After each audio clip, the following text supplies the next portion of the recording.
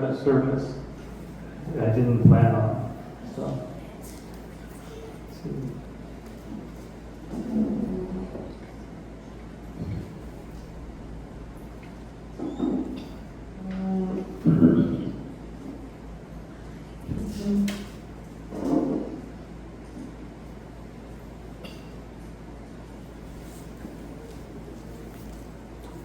I just want to read a little something from Srila Prabhupada's Bhagavad Gita, 2nd chapter, text number 7.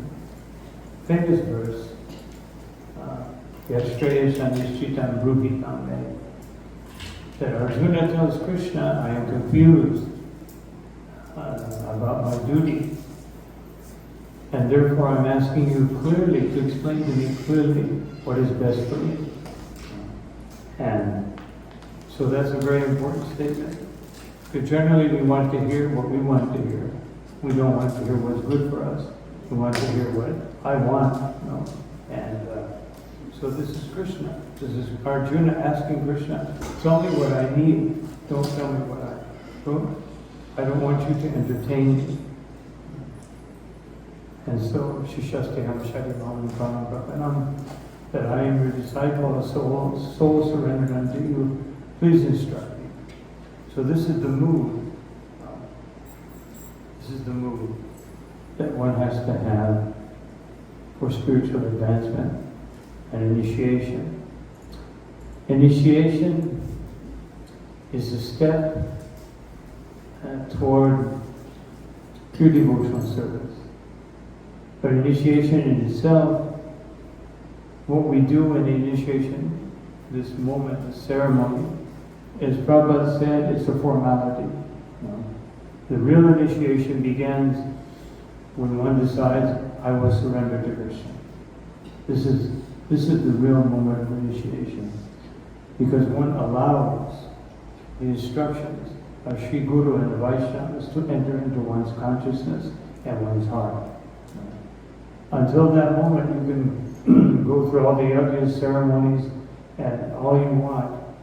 But until we open up and become Krishna conscious, then not much will happen.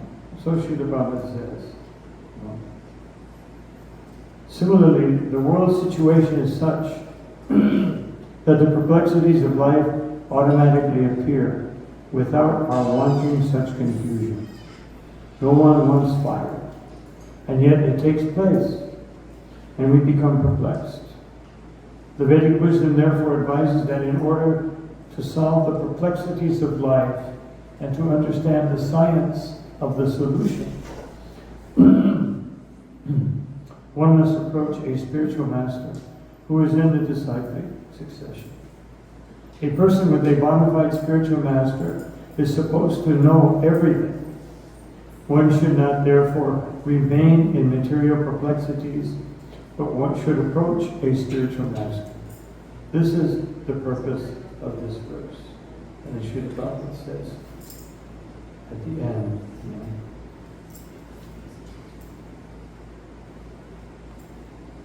he is therefore asking Lord Krishna, the Supreme Spiritual Master, to make a definite solution. He offers himself to Krishna as a disciple. He wants to stop friendly talks. Talks between the master and the disciple are serious. And now Arjuna wants to talk very seriously before the recognized spiritual master. So just something from Srila Prabhupada to set the mood. So some things that Srila Prabhupada has said in that little paragraph. Someone bring some water. He says that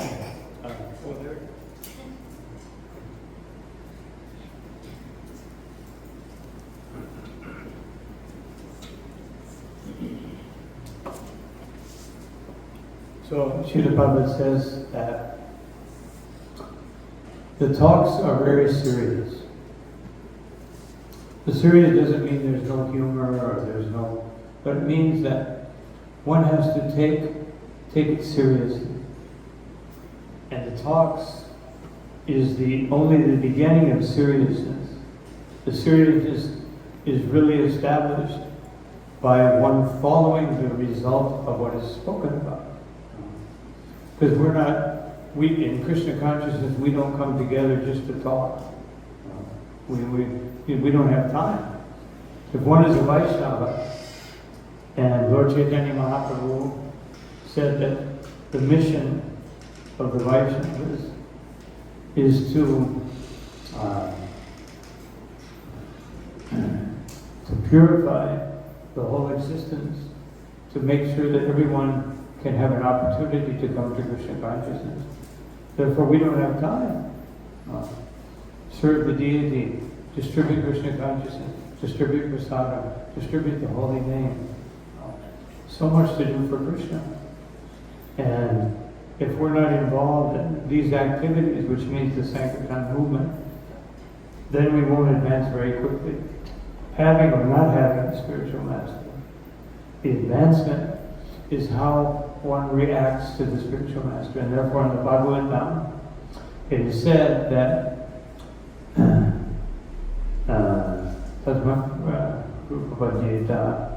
Jigyasu Shreya Uttamam. When should one look for a spiritual master? Or when should one approach the spiritual master? Jigyasu Shreya Uttamam. When we want the maximum benefit. When we want maximum benefit, that is the moment we approach the spiritual master. Not for psychological counseling or any other thing. Psychological counseling, we leave that to the psychologists. But spiritual counseling goes beyond psychology, or it is the original psychology, because it is the instruction of Krishna given to the living entity. So we will have Harinam initiation. The Harinam initiation was established by Srila Prabhupada as a formality. Previous to Srila Prabhupada, there was no formality. The spiritual master, Bhaktisiddhanta Saraswati Thakur, and those who followed him, and before him, there was practically no ceremony. Chaitanya Mahaprabhu would just embrace people and chant the holy name, and they would become purified. Obviously, we don't have the potency to do that. Sometimes we preach for years and years, and they still don't become purified, because we're very conditioned by material nature. So, the first initiation, Srila Prabhupada said, this is the main thing. Although he said second initiation is the real initiation. That means, in the terms of the Vedas, the real initiation is the second initiation. But in terms of Chaitanya Mahaprabhu, accepting the holy name is the most important thing. Just like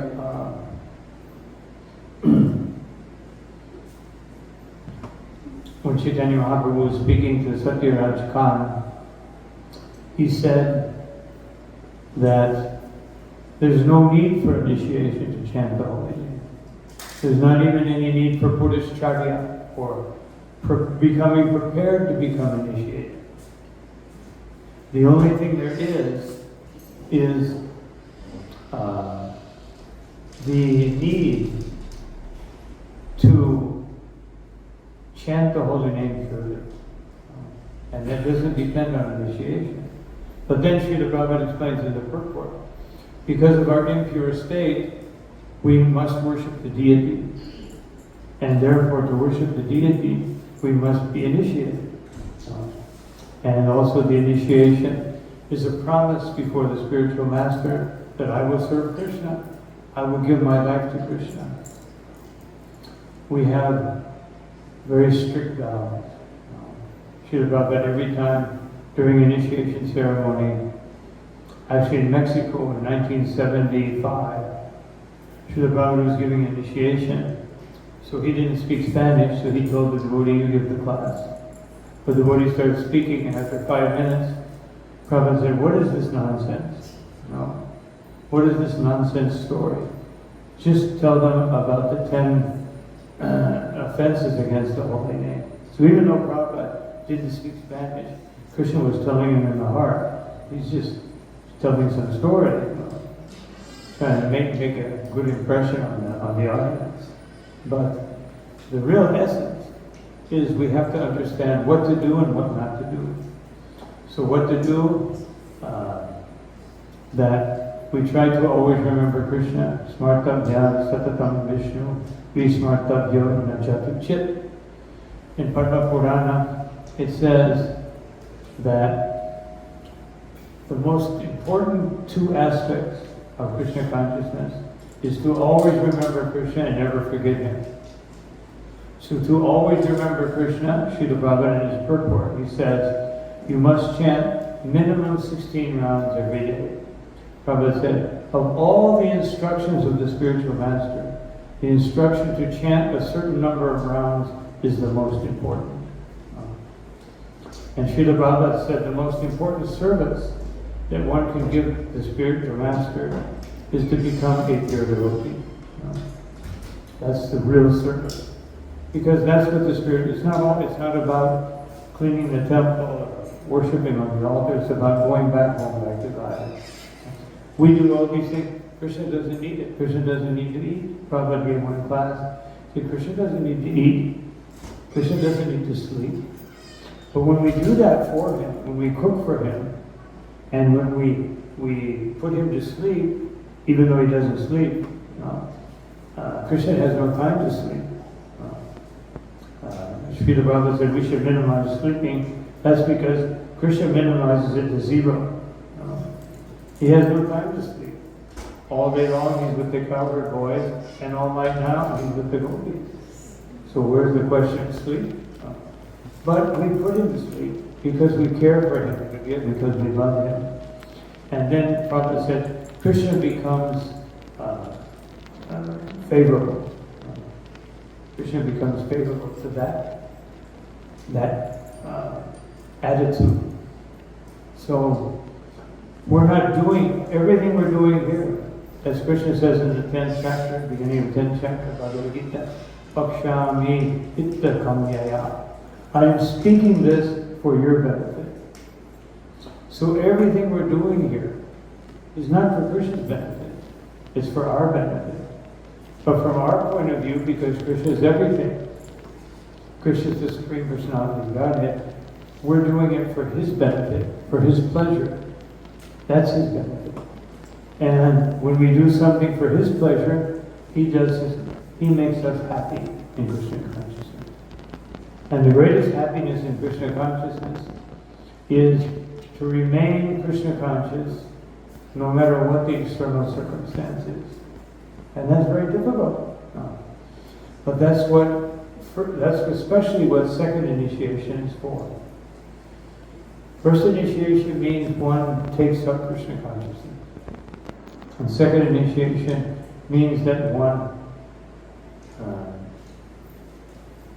decides that now I will come closer to the spiritual master to receive spiritual knowledge.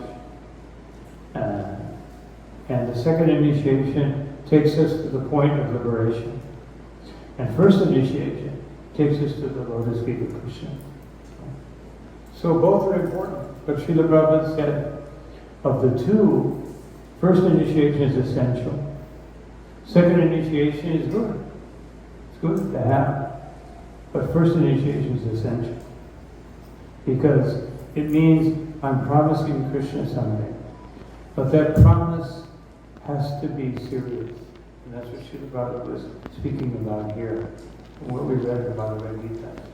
That seriousness in Krishna consciousness, what does it mean? Kirtaniya sadahari. It means that 24 hours a day I must be engaged in Krishna service. Just like one nice devotee yesterday asked, how can we be Krishna conscious with all the mundane activities that we're obliged to perform? And the answer is to see that everything belongs to Krishna. My body, my mind, this workplace, the person who's hiring me, the money that I get, everything belongs to Krishna. And my duty is to use it in His service. To be very serious about spiritual life, use it in Krishna's service, and the most important thing, do it in such a way that Krishna is pleased. Like one of the main questions that I get is, how do we know if Krishna is pleased? Or how do we know how to please Krishna? And I say, Bhagavad Gita, Srimad Bhagavad, we have so many ways to please Krishna. We just have to hear about them. But the main way we please Krishna is what Srila Prabhupada wrote to his spiritual master, which is the essence of the mood of spiritual initiation. And that is, when Srila Prabhupada wrote his final letter to Bhaktisiddhanta Saraswati Thakur, he said that I am not very qualified, I am a grihastha. Because you have so many brahmachari and sannyasi disciples that are serving you constantly, but I cannot do so. So my question is, how can I serve you? So this is the essence of spiritual life. Always being inquisitive, how can I do more for Krishna? Not how can I do less for Krishna? Because how I can do less for Krishna means how I can do more for myself. So this is a very, very, very, very essential aspect of initiation. So Srila Prabhupada instructed we should discuss the 10 offenses. The first offense, the most dangerous and the most common, is to offend devotees. Now it says in the Padma Purana, which Srila Prabhupada has given those verses in Chaitanya Charitamrita, it says that one should not blaspheme the devotees who have dedicated their lives. And when they think, well, we're talking about, so-and-so, Swami, or Prabhupada, I don't know. Who has dedicated their lives to Krishna? Everyone who takes up Krishna consciousness, and especially everyone who takes initiation. You have given your life to Krishna. You promised your life to Krishna. Now, if you promise your life to Krishna and you don't give it, then that you should think about the consequences. Otherwise, if I tell you, I'm going to give you, 5,000 TT tomorrow, and then I don't show up, what does that say about me? What is the, what will they think? So what will Krishna think if we promise him, I will follow these principles, I will chant 16 rounds minimum, I will surrender to Krishna, and we don't do it? No. So Krishna can understand, because he knows us better than we know ourselves. We may have a moment of weakness. That's all right, but it shouldn't be a lifetime of weakness. It should be a moment of weakness. And how do we compensate for that moment of weakness? Krishna says, Sadhur eva samantapya. You become re-established. You slip, you immediately become re-established in Krishna consciousness. And then a devotee doesn't even think that you've done something wrong. So anyway, the first initiation, so we should be careful not to blaspheme devotees. When a child is growing up, when they're small, they see their parents practically as demigods. When they're 20 years old, they see them very differently. So, the same way when we join Krishna consciousness, we see all the devotees as Vaikuntha residents. But then we start seeing, wait a minute, sleeps too much, eats too much, talks too much, criticizes too much, doesn't do enough service, and we start thinking negatively. But the best thing to do in my age is this is aside from the point. The best way to help someone is to constantly offer, how can I serve you? This is the best way we can help someone. Don't react to their negativity, but counteract their negativity by positive Krishna consciousness. Here in Trinidad, of course, there's no disagreements between the devotees. But just in case it ever happens, I'm just recommending that. I remember at one South Ratiyatra, what was his name? Vasudeva, the previous Prime Minister. His daughter, he came, she came to the Ratiyatra. She sat down next to me. And she said, your movement is so wonderful, because here in Trinidad, people are always criticizing one another, and you're just chanting and dancing together. I said, yeah, that's our goal. I didn't want to say it anymore. So there are some people among the devotees who every once in a while, so we should be careful that if we criticize someone, it should be constructive, which means it should include rectification, and it should be done in the mood of service, not out of anger, not out of frustration, not out of ego. Then we avoid this offense. The second offense, to consider the demigod, names of the demigod, not only the names, but the potencies of the demigods, to be equal or greater than Krishna. So, each demigod represents a particular opulence, a particular need. So, when we put our needs or our desires before Krishna, before serving Krishna, this is also the second offense against the holy name. So the third offense, do not blaspheme or disobey the spiritual master. So that's pretty clear. It doesn't require a lot of explanation. Fourth offense, don't blaspheme the Vedic literature, or literature that pursues the Vedic version. So that means that, it basically means that we have to follow the Bhagavatam. Because if you're hearing the Bhagavatam and you don't obey it, or you're hearing Bhagavad Gita and you don't obey it, then you may be guilty of blasphemy. Otherwise, if some Bhagavatam, which is the literary incarnation of Krishna, manifests in our life and we don't take it seriously, it's just like, if here's the deity, if we're sitting here arguing with someone, and here's the deity, which Rupa Goswami says you should never do. You should never discuss anything in front of the deity except glorify the deity. So, the Bhagavatam and the holy name are constantly manifest, and therefore we have to try to obey them to the best of our ability. Then, don't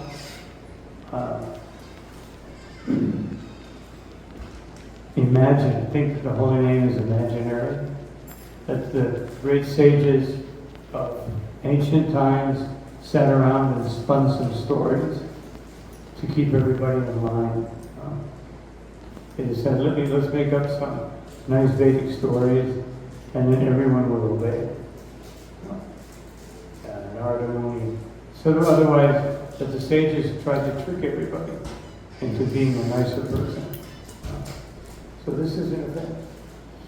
And to think that the glories of the holy name are exaggerated.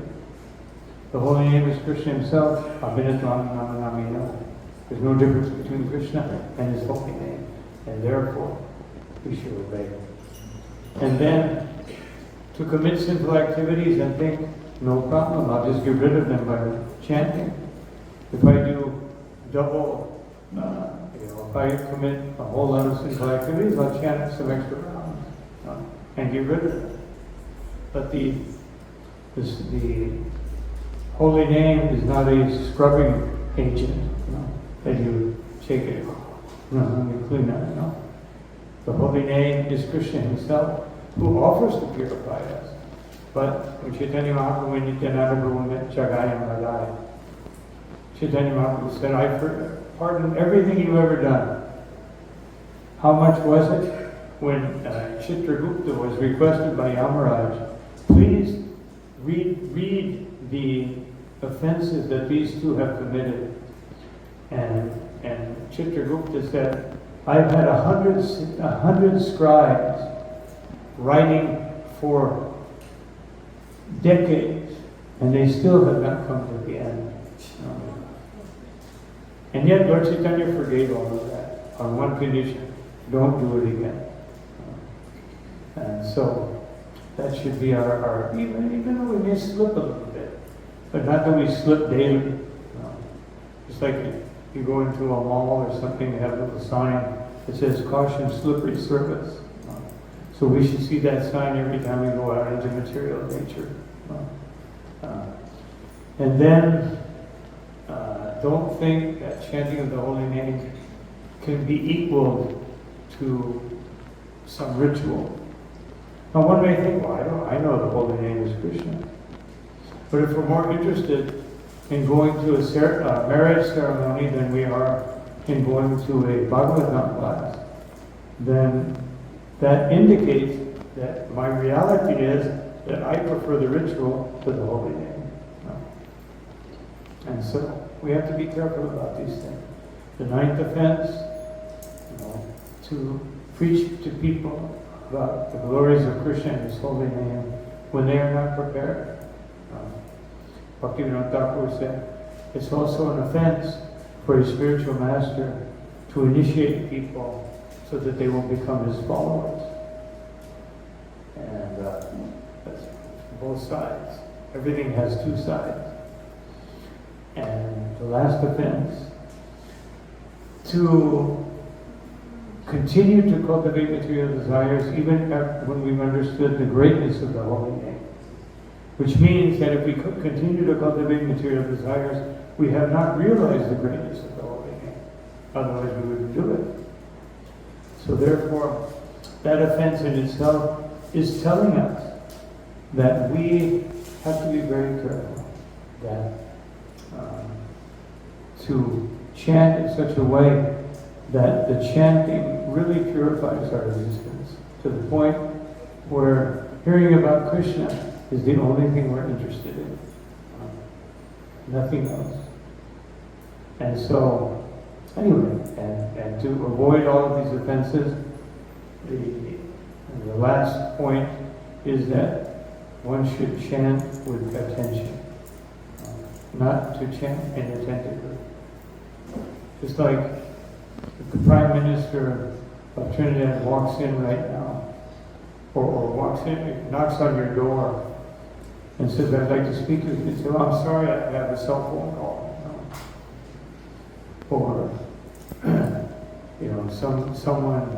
some lawyer comes to your house and says, your long-lost uncle has just left you 100 million TT. I'm sorry, I'm on a call with my good friend, I don't have time. So, Dhruva Maharaj has classified the holy name Apidivya Ratnam as the transcendental, as Krishna, and his holy name as the transcendental jewel. So if Krishna is a transcendental jewel, why would we want something less? This is all, and this is what Krishna consciousness means. To really find out the real purpose of life and practice it 24 hours a day. And the first people we practice it with are the Vaishnavas. Sometimes we don't have a problem with outside people because we don't have to live with them. No. We don't have to do service with them. And, or even our co-workers because we get paid for it. But when you come to the temple and do voluntary service, then you can find all kinds of reasons why. Not to be in agreement with the fellow Vaishnavas. So these are some cautions. As far as second initiation means that I want to advance more.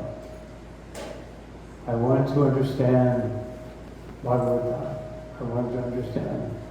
And Srila Prabhupada, it's interesting. Prabhupada, in all the references I've seen for taking second initiation, he never says it's for worshiping the deities. He says it is for transcendental knowledge. And the one letter he does mention it, he says, do not give initiation, second initiation for worshiping the deity. Interesting.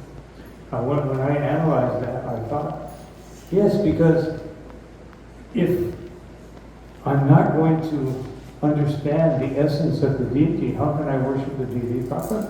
No. If it's just a mechanical thing, oh, I got the initiation, now I can go on the altar.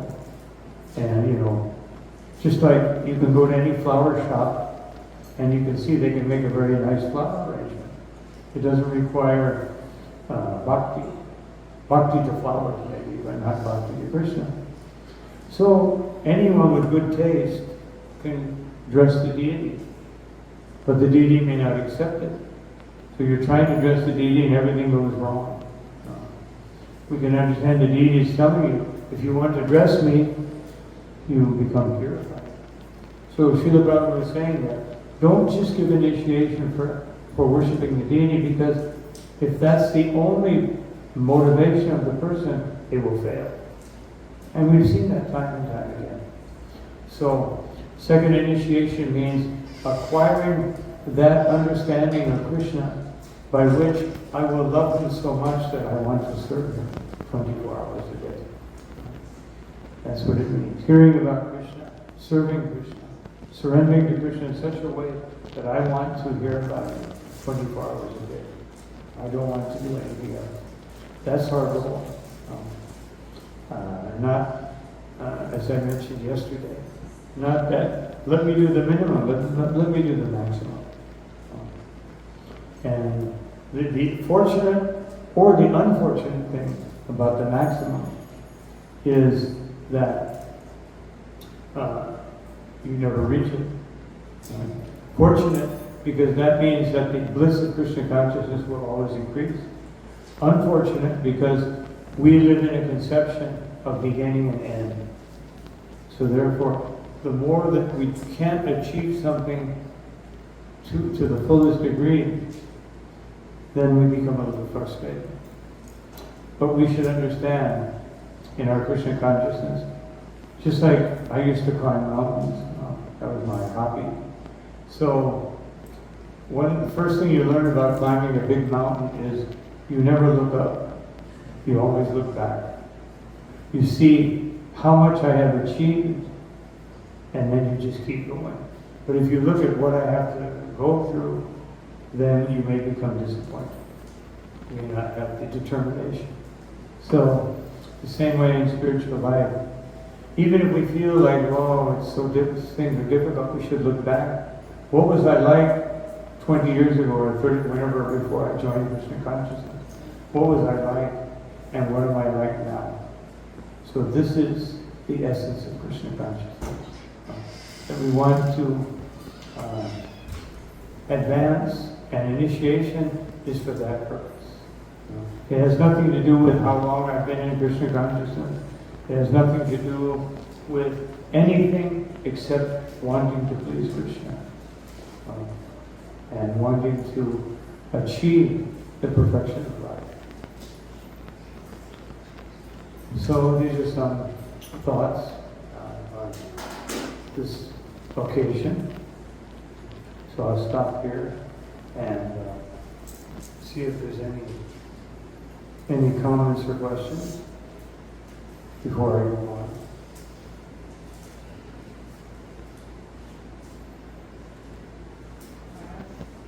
Yes. How do we treat with sometimes we get devotees, like after initiation, been around a little while, you hear devotees say,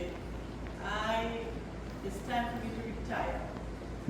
I have done enough service, so now I can retire. How do we treat with that? So it's okay to retire. But what does retirement mean? He's chanting 64 rounds.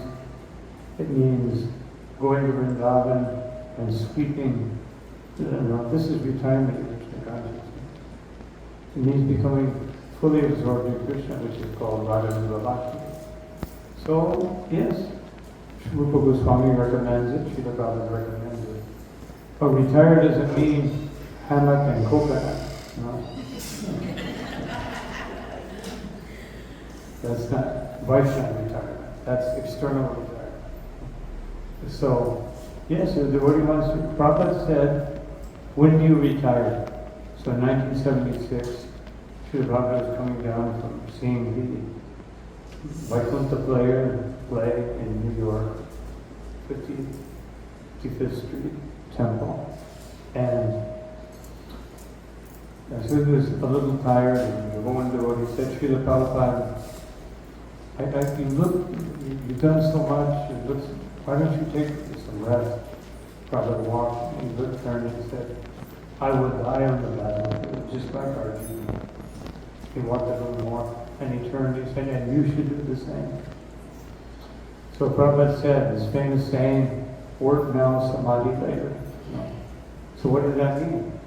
It means we want to follow the example of not only Srila Prabhupada as the Acharya, Bhaktivinoda Thakur went into samadhi, and 3 months later he came out of sannyasa, samadhi, because so many people were coming to his Bhajan Kutir and praying outside, oh Thakur, please, we need you so badly. So he felt like this is a message. He came out of samadhi and continued to preach. Bhaktisiddhanta Saraswati Thakur was only retired in Jagannath Puri for just a few months. Just a few months. Srila Prabhupada was involuntarily retired because of his health condition. So when do we retire? That's when we retire. When I can't do service anymore, or do active physical service anymore, or if by doing a different type of service, I can serve Krishna better. Yes, but it should be, the intensity of our offering to Krishna should always increase. That's the point. The external activity may decrease, but the internal intensity should increase constantly. So therefore, there is no retirement in one sense. But we can retire the body when it's not so useful anymore. We retire it, and it can work less, and our heart can work more. Our heart and our tongue chanting the holy name. But no hammock and coconut.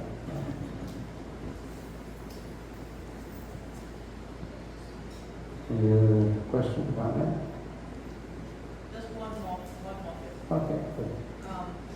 You did touch on it, that what is real initiation, because throughout the years we have seen many devotees talk, and the emphasis is on today, and I get a name, and I am initiated.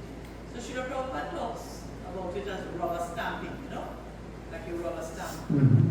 But like you said earlier, it's the beginning of your spiritual life, Mm-hmm. So just to reiterate that point, that especially to the devotees who taking vows and taking that is a huge step, but we have to understand that it's a huge step, so we have to do the work there and try to honor our vows, and keep the vows. So it's not really a question, it's just Yeah, that was a comment. yes. But I agree. I agree. Srila Prabhupada, one lady came to Srila Prabhupada and said, can you give me a spiritual name? Prabhupada said, yes. So Prabhupada said, what is your name? She said, Rose. Therefore your name is Rose. That's how much importance Srila Prabhupada gave to the name. And so, one time devotees at one point they were selling incense. So one devotee asked Srila Prabhupada, what benefit do they get when they get the incense? Brothers at incense. So the point the Prabhupada is making is that we want to give them Krishna consciousness. We want to give whatever the vehicle, the mechanism is. That doesn't matter. But the motivation should be that we want to give Krishna consciousness to others. We want to take Krishna consciousness and make my life fully Krishna conscious. That is our goal. Can I say one more thing? Yes. One last. Okay. I was just thinking about, Srila Prabhupada says that the mood of the Krishna conscious society, that we are in the mood of Prasad Maharaj. This society is in the mood of Prasad Maharaj. And that mood is a mood of compassion that members of the society, we should develop that mood of compassion. So one of the things is that we, foremost, is that we, of course, we take care of our personal Krishna consciousness. And as you rightly say, we follow the spiritual master's orders and all that. But then by extension, what about the greater good of the society and so on? That element of compassion for other fallen souls to preach and so on. Well, compassion for society means distributing the holy name and distributing books. Making festivals. That's compassion for society. And compassion for the individual is when Krishna puts us in touch with someone to try to act and speak and do everything in such a way that they will see genuine Krishna consciousness. Because it's not really us, when we preach, it's not that we convince someone, but it's that Paramatma perceives our sincerity. It's not a question of being an expert, eloquent locator, expert preacher or something, or expert speaker. It's a question of sincerity of the heart. Because even if you talk to someone and they become a little interested in Krishna consciousness, if we can't show them a good example, both individually and collectively, they will not be happy. Just like there's been so many psychological studies that show that when children have a good mother and a good father, their tendency is to be a little more emotionally balanced. And when they don't have it, so the same when people come into Krishna consciousness. If those who they look up to do not inspire them, then Srila Prabhupada classified this as jiva himsa, violence against the jiva. Srila Prabhupada said the greatest violence against the jiva is to have the opportunity to give Krishna consciousness to someone and you don't do it. Either you don't do it by ignoring the opportunity, or you don't do it by doing the opposite, by showing them anger, frustration, envy, or some other negative quality.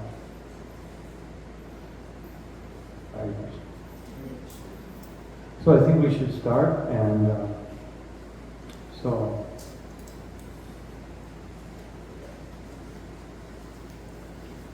start with the first initiation.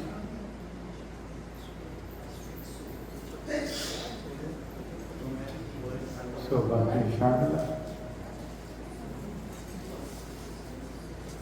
alias Lisa.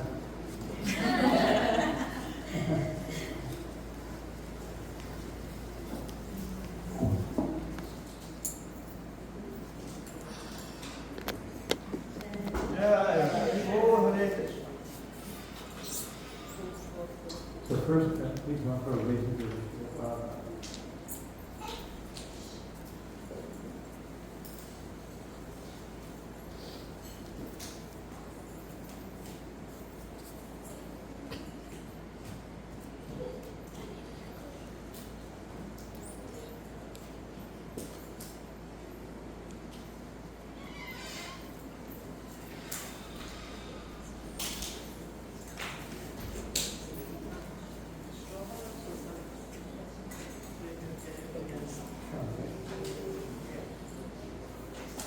four regulated principles that we must be promising to follow.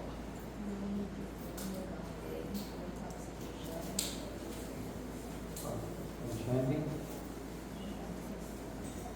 Minimum 60 minutes. Is that weekly or regular? Good. Actually, should have come up with someone who told me about this. He was in China.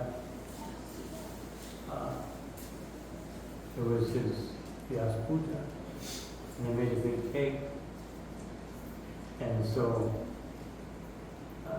Prabhupada said, no meat, no fish, no eggs. Oh, no. He said, what are the ingredients in the cake? Well, flour, sugar, something else, grasshopper. So anyway, we do not only meat, fish, or eggs, but anything that walks on legs, or wings, or legs, or fins, we avoid it, or shells. So, okay. So, your name is Sukanti Rasika Devi.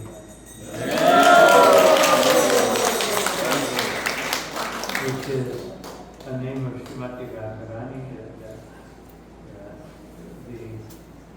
the servant of Srimati Radharani, who is so beautifully serving Krishna with the highest rasa.